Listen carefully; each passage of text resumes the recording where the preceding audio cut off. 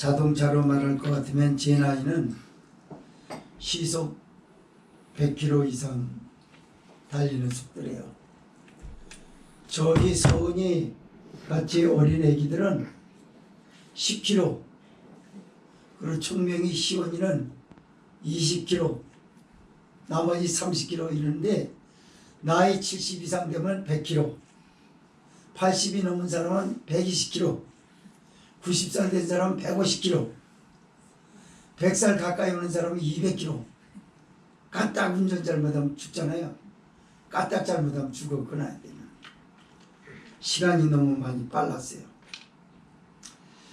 오늘 저는 성경을 깊이 묵상하면서 지나온 날들을 돌아봤습니다.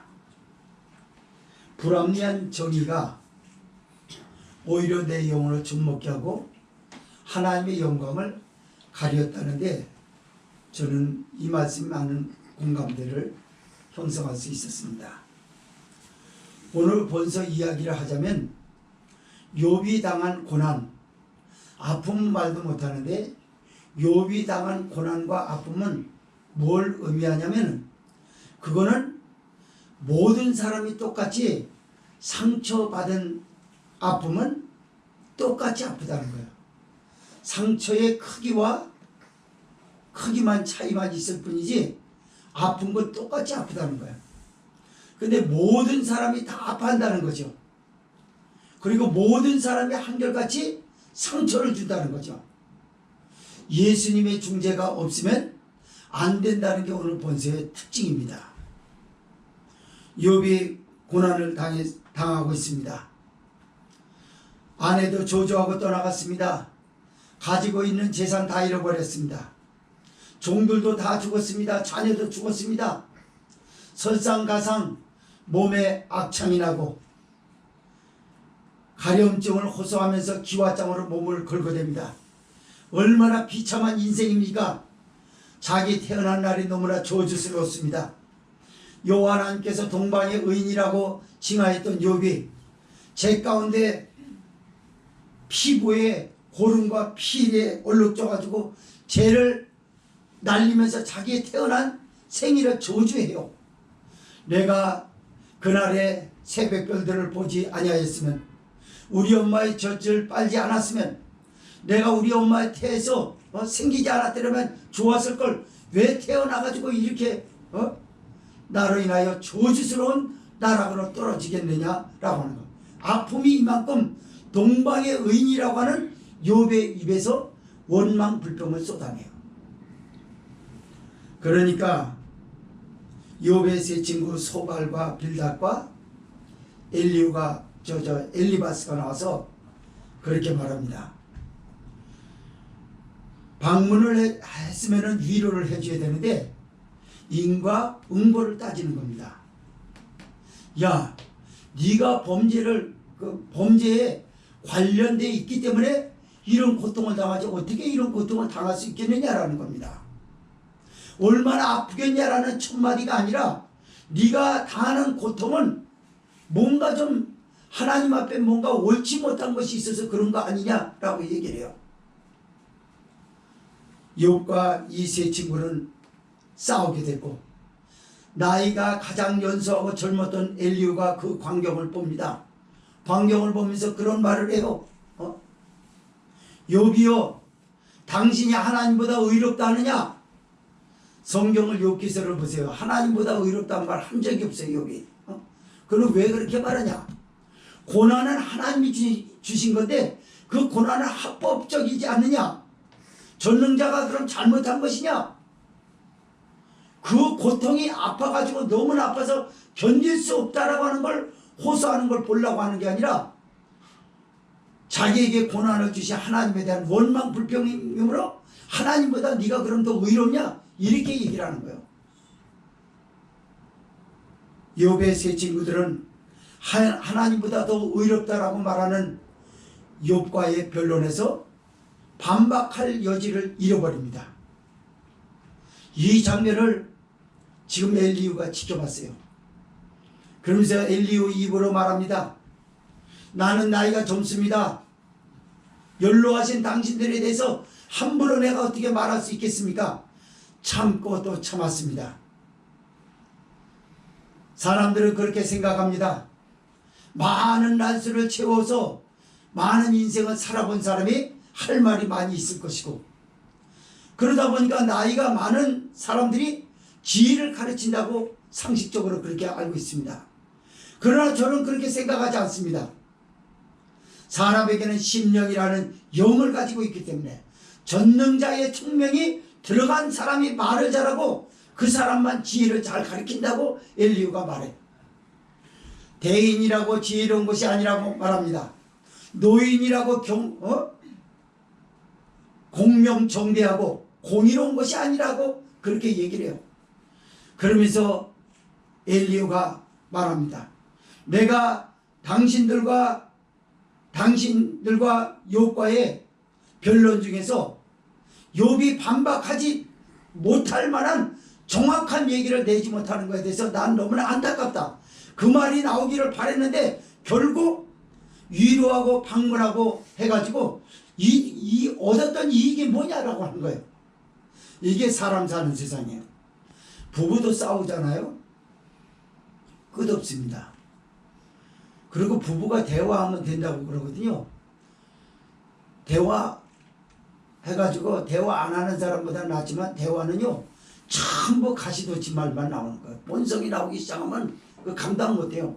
그걸 참으면 그 속에 있는 걸 드러내지 못함으로 독으로 남아가지고 여전히 아프고, 그러니까 대화해봤자 끝이 없어요. 이 세상은요 모든 사람이 서로 상처 주는 것 뿐이에요. 그래서 욥기서에서 보여주려고 하는 건 중재자 예수 그리스도로 해결할 수밖에 없다라고 하는 예수님 이야기가 오늘 본서입니다. 오늘 이런 말씀을 두 가지로 나눠서 봅니다. 첫째로 11절에서 16절은 욥으로 변론하게 만든 세 사람에 대한 엘리후의 답답한 심정을 여기서 토로하고 있고요. 두 번째 17절에서 22절은 자신의 정의로움을 자랑하는 엘리후의 말이 무섭게 쏟아지는 장면입니다. 자, 11절에서 16절 읽습니다. 시작. 내가 당신들의 말을 기다렸고 당신들이 할 말을 합당하도록 하여 보는 동안에 그 변론에 내 귀를 기울였더니 자세히 들은즉 당신들 가운데 욥을 꺾고 그 말을 대답하는 자가 없도다. 당신들이 혹시라도 말하기를 우리가 지혜를 깨달았었구나. 그를 이길 자는 하나님이시오 사람이 아니라 하지 말지니라 라고 말합니다. 자, 제가 서론에서 말씀을 드렸던 것을 잘 이해하신 분은 오늘 말씀을 잘 알 거예요. 지금 엘리후는 나이가 젊은 사람입니다. 젊은 사람이 더 정의로워요. 젊은 사람들이 정의로움을 잘 쏟아냅니다. 근데 자기가 젊다라는 이유 때문에 아주 성숙한 자기의 성품을 지금 도덕적으로 보이고 있어요. 참았습니다. 참는 이유는 뭐냐? 그 목적은 욥의 욥과의 변론에 있어서 다시는 반박하지 못할 만한 바른 이야기를 쏟아내라 그 말입니다. 그러나 들어봐도 정확한 말은 나오지 않았어요. 그래서 엘리후가 귀를 기울였다는 거예요. 그 변론에 귀를 기울여봤다는 겁니다. 자세히 들어본 적이라고 얘기를 해요. 당신들 가운데 욥을 꺾고 그 말을 대답하는 자가 없도다. 답을 정답이 없다. 이건 뭘 말하는가요? 아까 서론에서 저는 여러분에게 이런 말씀을 드렸어요. 인간들이 부딪히고 사는 세상은요 서로 답을 찾지 못합니다. 여러분, 왜 하나님이 사람을 창조하셨겠습니까? 답은 하나님에게 있어요. 모든 대안은 예수님에게 있다고요. 하나님이 없는 세상은 이런 세상이에요. 지금도 사람이 하나님 없는 사람들의 모임을 보십시오. 그들은 겉으로는 화기애애하게 보일 수 있어요. 술 한잔 먹고 여러 가지 잔치를 하면서 왁자지껄 대화를 하고 서로 웃고 그럽니다. 그러나 속은 항상 골마터져 있고, 왜 그들이 웃어야 되고 그들이 화목한 척 해야 되냐면 서로 살아남기 위한 그런 삶의 테크닉이에요. 그걸 길러보려고 그렇게 하는 거예요. 그런 동안에 몸은 다 썩어버립니다. 내가 당신들의 말을 기다렸고 들였었죠. 욥의 말을 꺾고 그 말을 대답하는 자가 없다. 아무리 지켜봐도 답이 없다는 겁니다. 결국 욥의 고통은 차라리 친구가 오지 말았어야 될 일들입니다. 그러나 찾아오지 않는 그런 관계, 무관계에 있을 수는 없어요. 이게 사람 사는 세상이에요. 그래도 사람들의 관심이 가고 그런 거예요. 그러나 사람들이 고작 할 수 있는 것은 뭐였을까? 오히려 더 아픈 상처만 내고 말아요. 이건 지금 욥과 욥의 세 친구 엘리후의 이야기가 아닙니다. 우리의 삶, 이 세상의 삶, 사람들이 살아가는 삶 가운데는 항상 이런 일만 있었다는 거예요. 교회 안에서 우리가 믿음 생활하지만 교회 안에서 벌어지는 일들 가운데 중재자 예수님 앞에서 공의로운 말을 누가 하는가? 우리 예수님이 아쉬운 겁니다. 중재자 예수님을 보여주면서 오늘 본서에서 성령이 교회에게 그렇게 말씀합니다. 야, 예수님이 너한테 보여준 거 왜 잊어버렸냐? 너 왜 자꾸 인과응보를 따지려고 하느냐? 인과응보를 따지려고 하면 회복할 수 있는 기회를 잃어버린다. 아까 부부싸움 얘기했어요. 친구들하고도 싸우고 친척과도 싸우고 직장 동료들 간에 싸우고 상사와 그 밑에 사람들과 싸우고 답이 없습니다. 여러분, 그때와에는 그냥 누구 하나가 져야만 되는 거예요. 그러나 세상에서는 누구 하나만 줘도 진 사람의 가슴앓이 골마 터지는 아픔, 그리고 이긴 사람의 그 교만함, 더 많은 강도로 자기의 요구하는 바가 이루어져야 된다라고 하는 그 하늘보다도 더 높은 교만함으로 사람은 치솟아서 결국 두 사람은 다 죽는 거야. 함께 가슴앓이를 하든 교만해가지고 무엇이 잘못인지 모르고 항상 자기만 옳다는 세상이죠. 예수님은 인간들의 삶에 참된 평화가 어딨나, 평안이 어딨나 보여주셨습니다. 뭘 보여주셨을까요? 이사야 선지자는 예수님에 대해서 그렇게 예언했습니다. 그는 털 깎는 자 앞에 잠잠한 어린 양과 같이 그 입에 괴사가 없다라고 얘기했습니다. 예수님이 한마디만 더하면 성남 폭도들은 날치일 거예요. 그러나 예수님은 말을 내지 않았습니다. 그리고 털 깎는 자 앞에 잠잠한 어린 양과 같이 아무 힘없이 끌려다닙니다. 헤롯에게 끌려다니고 빌라도에게 끌려다니고 군병들에게 발길질을 당하고 매를 맞고 채찍을 받고 그래도 이렇다 저렇다 하려는 만한 변론이 없어요. 예수님께. 왜 그랬을까요? 그건 하나님의 아들로서 하나님의 뜻인 인류의 죄를 씻고 인류를 구원하시기 위한 하나님의 뜻을 나타내기 위한 최종 목적과 죄가 있는 세상 속에 살아가는 사람들끼리는 하나님 없이는 어떤 답도 없다는 걸 말해주는 것입니다. 예수님 보여주신 건 뭘까요? 침묵은 금이었습니다. 성령 숙전 사건도 잘못 오해하면 예수님이 혈기를 부리시네. 여러분, 성전에 들어갔어요. 그래가지고 예수님께서 채찍을 만드시고 그리고 성전에 물건 파는 것들을 다 던지고 내 집은 만민이 기도하는 집이거늘 너희가 강도의 구려를 만들었다라고 하면서 예수님이 야단치셨습니다. 그러나 우리는 거기서 주목해야 합니다. 성령의 감화감도 그분의 조명하심이 아니고서는 예수님의 하나님의 마음을 볼 수가 없는 거예요. 거기서 하나님의 마음을 읽을 수 있는 건 뭐였을까요? 우리 예수님은 그분의 정의 때문에, 의로움 때문에 일어난 그 얘기를 하려는 게 아니에요. 그 영혼들을 그렇게 하라면 살릴 수가 없고, 그래서 그 영혼이 너무나 불쌍해서 함께 마음 아파한 거예요. 함께 마음 아파한 그분의 거룩한 과정 속에서 일어난 일들이지 사람처럼 화가 나서 아니 어떻게 여기 만민이 기도하는 집을 강도의 굴열로 만드느냐 하면서 사람처럼 막 혈기를 내고 그런 게 아니라고 말해요. 거룩하게 움직이시는 과정 속에 일어난 일들이다. 마치 비가 많이 와서 홍수가 나면 풀 같은 거 그런 거 쓸려 나가잖아요. 물이 무슨 뭐 흙하고 감정이 있습니까?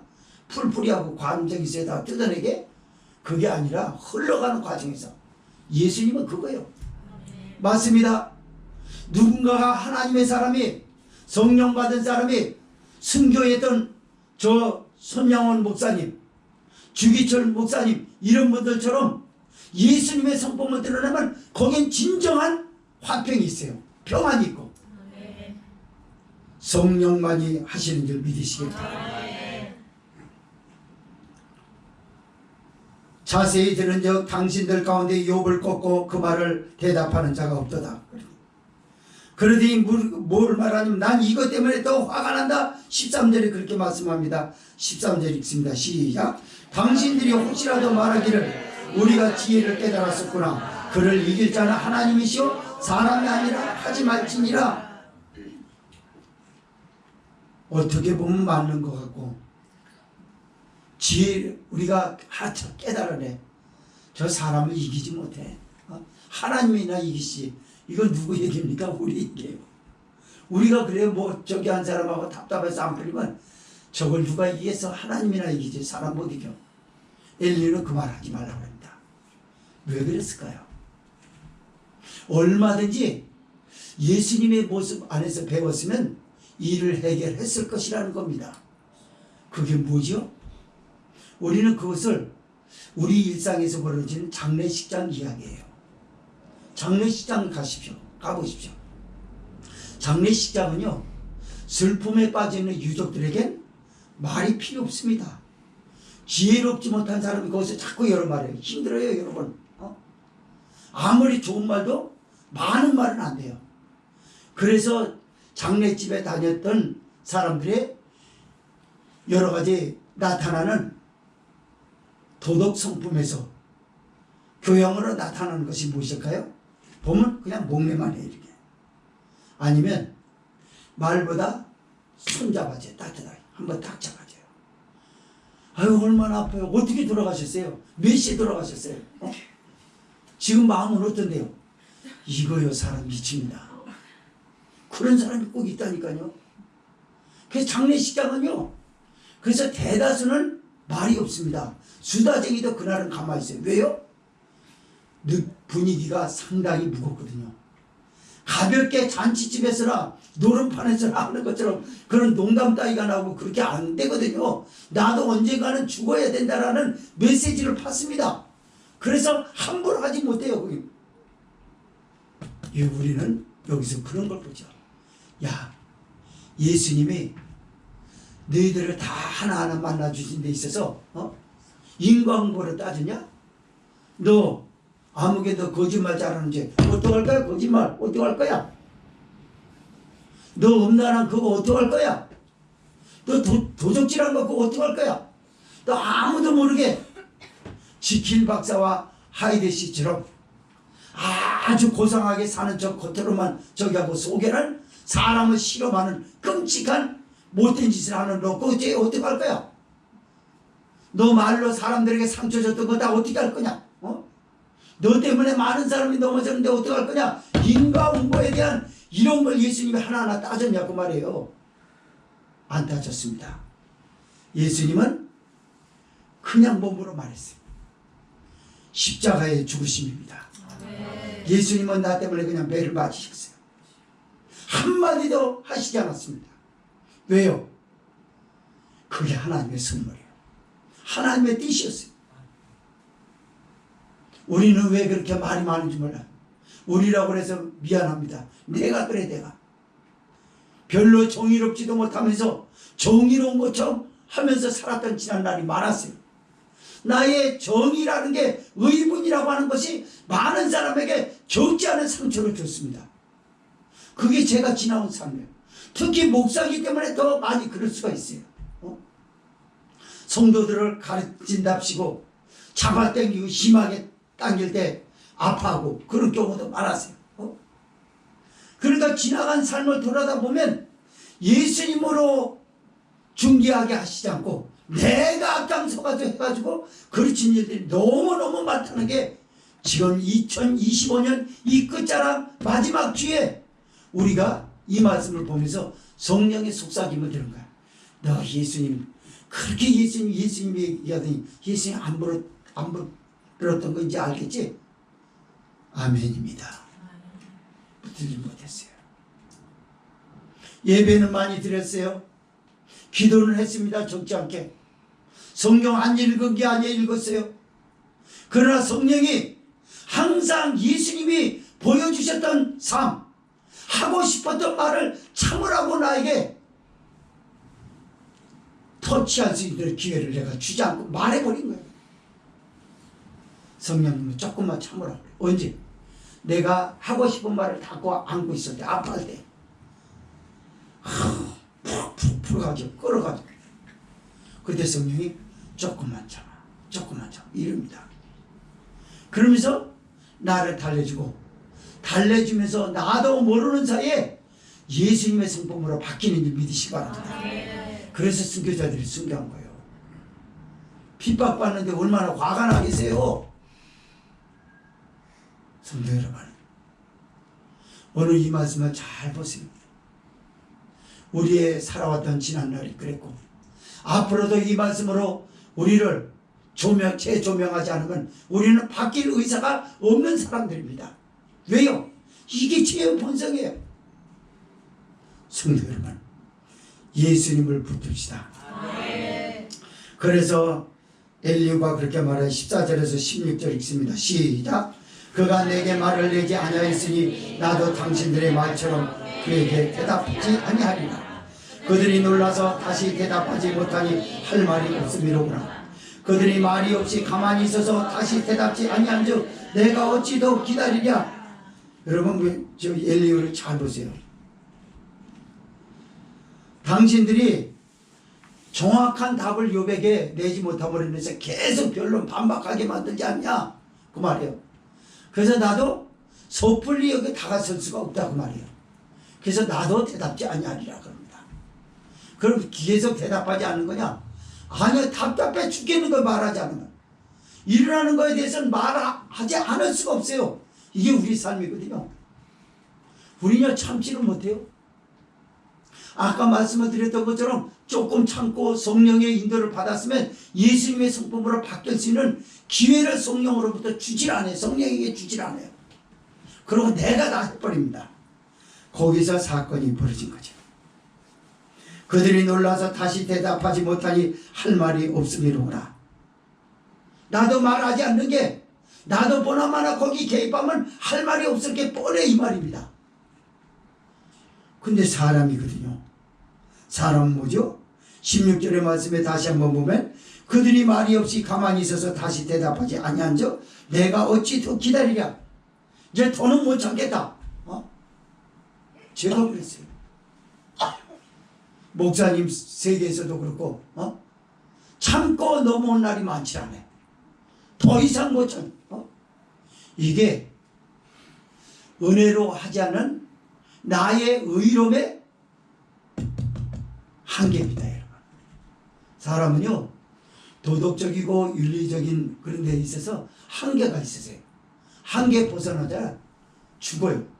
그래서 심리학자들은 그 한계를 벗어나면 병든다라고 해서 대화법을 얘기를 합니다. 그래서 말을 많이 하라고. 요즘 TV 프로그램 보세요. 제가 제일 싫어하는 프로그램 이혼 승려 같은 그런 거 전부 대화를 저기 하잖아요. 그거 소용없어요. 여러분. 믿음의 사람들이 잘 보세요. 그게 무슨 대화해가지고 저기 하는 겁니까? 겉적인 것만 저기 하는 거. 속에는요 골만 터진 건 그냥 그대로 있어요. 뭐요? 내가 어찌 더 기다리랴. 참지 못하는 거 있거든요. 그것까지 쏙 뺄 수는 없어요. 여러분. 이게 사람의 한계예요. 그러나 은혜의 한계는 빠지는 줄 믿으시기 바랍니다. 그걸 내가 빼는 게 아니라 누군가가 빼는 게 아니에요. 그거는 하나님의 은혜라고 하는 그것이 들어가서 독성을 녹이는 것밖에 없습니다. 뭘요? 사랑이 용수순죄 거기서. 예수님이 우리를 볼 때 그 예수님의 사랑 때문에, 하나님의 사랑 때문에 우리의 죄의 독성과 마주치자마자 녹아버리지 않습니까? 맞아요. 그래서 우리 인생사에 있어서 삶에 예수님 없이 살아왔던 지난날 맨날 예수님 얘기하고 주여 주여 하고 어디 가다 조금 부딪히고 주여 이러면서도 주여라고 말하면서도 주님이 내 삶의 주인이 돼서 나를 주장하게 하는 데 있어서는 턱없이 부족했다는 게 오늘 메시지에서 보는 2025년도를 읽게 하는 겁니다. 제 머리를 스칩니다. 나이도 이제 70이기 때문에 생각하는 게 그전보다 많아졌어요. 가볍게 생각하지 않습니다. 서재에서도 앉고 있다가 문득문득 생각하는 걸 적어봅니다. 적어본 게 하도 많아서 뭘 적었는지 잘 몰라요. 찾아보기 전에는. 그 정도로 많았어요. 이번에 이렇게 했는데 이거 이렇게 해야 되겠다. 그러나 여지없이 삶의 현장에 발을 들여놓으면 그거 써먹지 못하고 넘어지는 경우가 많아요. 그러면서 그렇기 때문에 주여 용서해 주세요. 잘못했습니다. 회개를 반복해서 계속하고 다시 주님의 십자가를 붙듭니다. 그러면서 발버둥을 친 것이 지나온 2025년이 아니었던가 라는 것이죠. 사랑하는 성도 여러분, 예수님만이 대안이시고 예수님만이 답입니다. 마음이 아파할 때 누군가로부터 위로받기보다 예수님에게 울으십시오. 어떤 데는 사람에게 위안을 받으려고 그러다가 격려를 받으려고 그러다가 혹 하나 떼려다가 혹 하나 도달로 나오는 경우가 부지기수로 많아요. 그러나 예수님에게 가면 떼야 될 필요성 없이, 떼야 되는 아픔도 전혀 없이, 사람과 관계에서는 떼야 되는 아픔이 또 있거든요. 그러나 예수님에게 가면 떼야 되는 아픔 필요 없어요. 은혜가 입혀짐으로 혹이 녹아 없어질 줄 믿습니다. 두 번째 말씀 보겠습니다.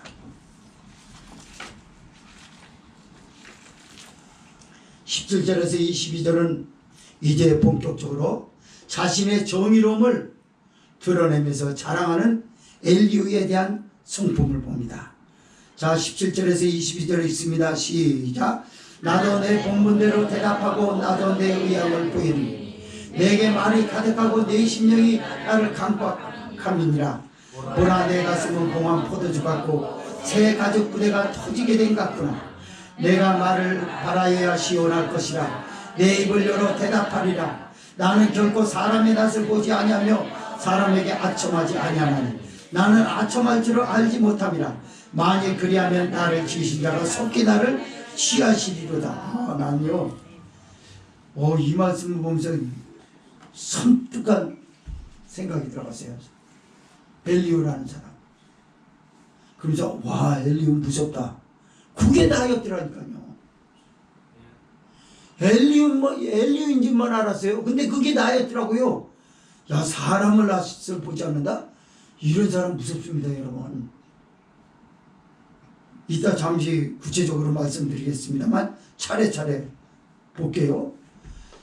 17절에 보니까 나도 내 본분대로 대답하고 나도 내 의향을 보이리니라고 합니다.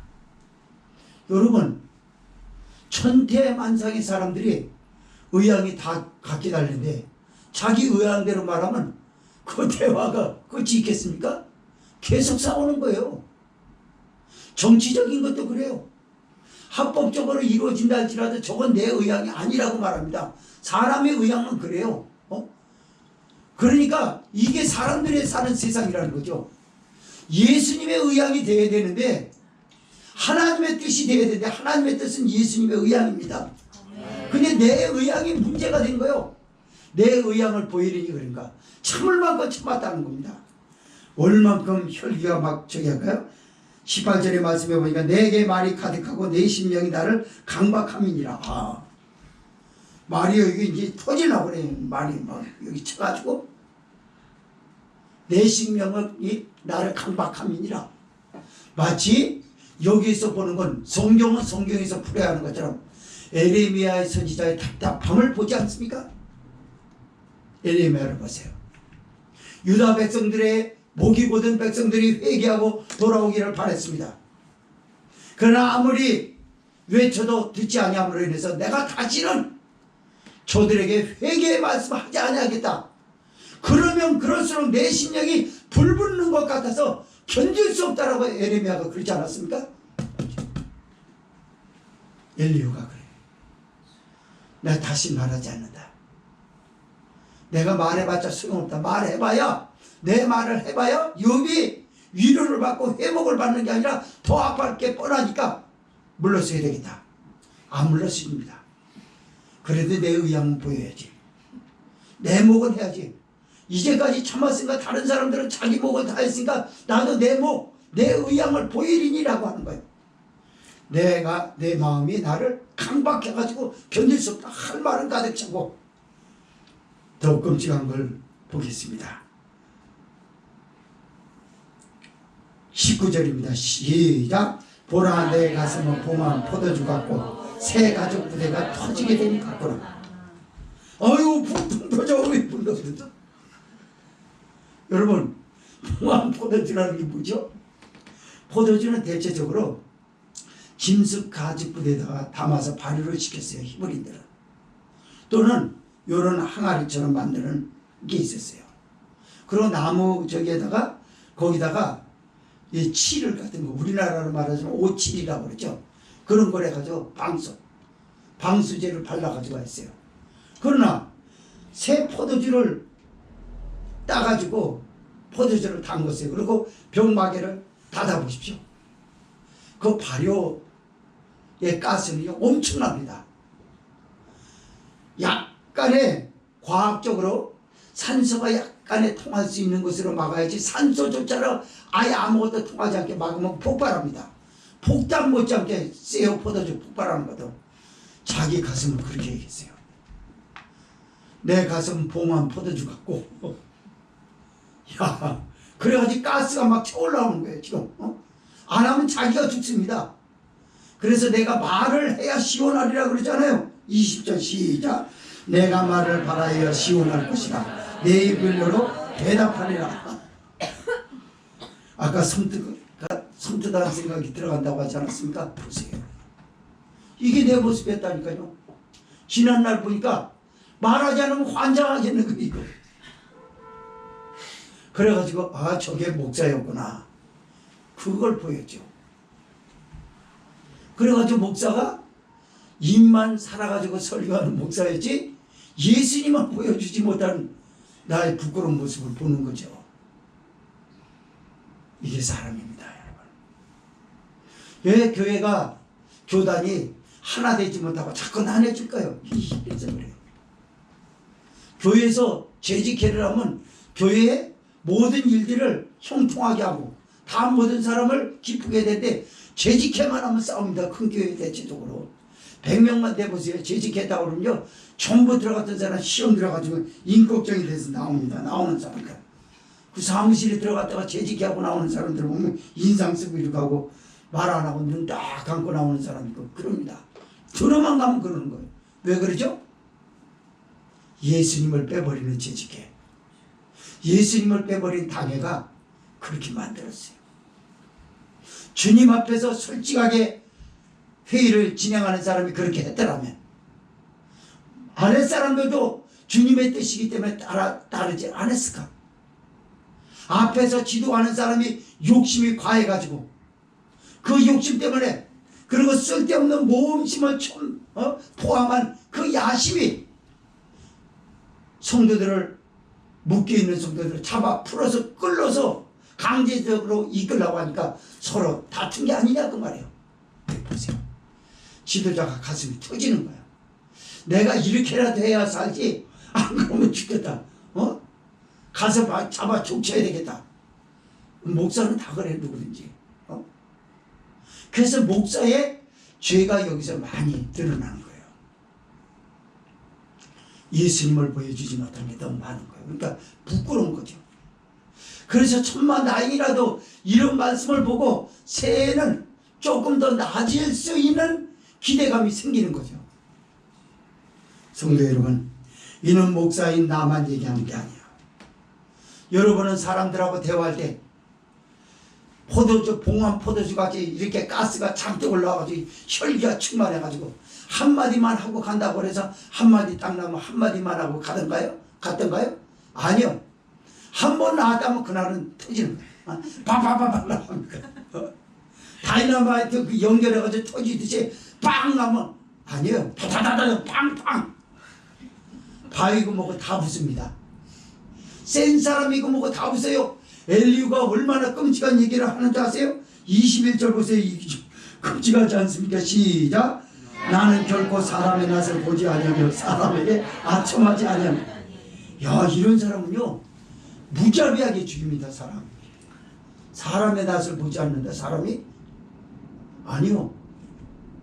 여러분 높은 관직에 있는 사람 앞에 다 눈치 봅니다. 그게 자기 관리예요.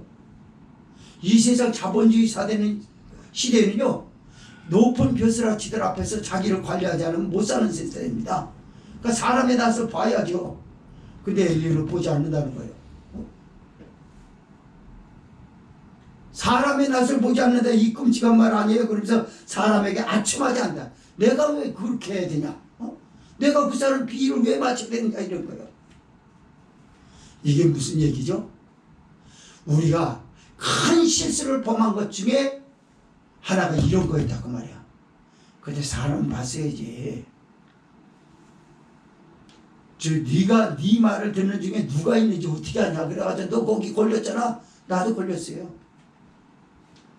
그런 말은 안 했더라면 차라리 좋았을 건데 한 거예요. 그래서 내 안에는 그냥 정의로운 걸로 착각한 거죠. 내가 뭐 그다지 정의롭지도 못하면서 정의로운 척한 거죠. 그래서 나 사람 난 안 가려. 제가 그랬거든요. 윗사람아, 그런 거 필요 없어. 아첨할 필요 없어. 해야 할 말은 해야지. 그게 나를 죽였어요.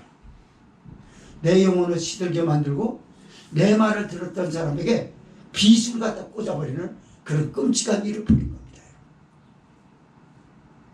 우리 대한민국의 SNS 문화가 가져온 건 뭘까요? 사람의 낯을 보지 않는 거, 아첨하지 않는 거.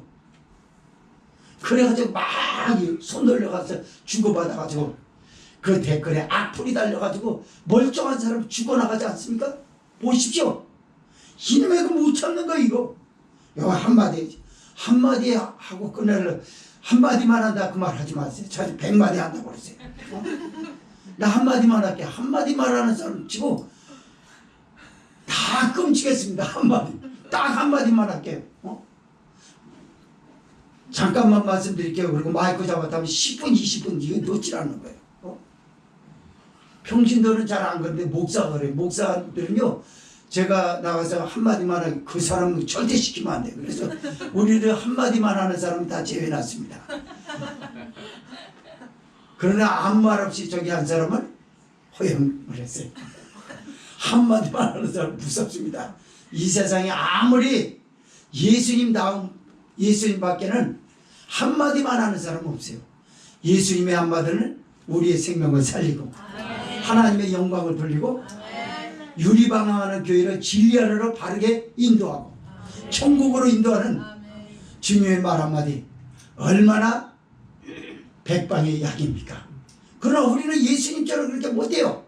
그러나 예수님처럼은 아니어도 예수님의 성품을 나타내도록 예수님을 내 삶의 주인으로 모셔드릴 수 있도록 성령은 우리가 의지할 수가 있습니다. 아멘. 그때 우리 약했던 부분들이 강해지고 아멘. 남에게 상처 주기보다 남에게 회복을 시켜주는 사람으로 성숙하게 변화되는지 믿으시기 바랍니다.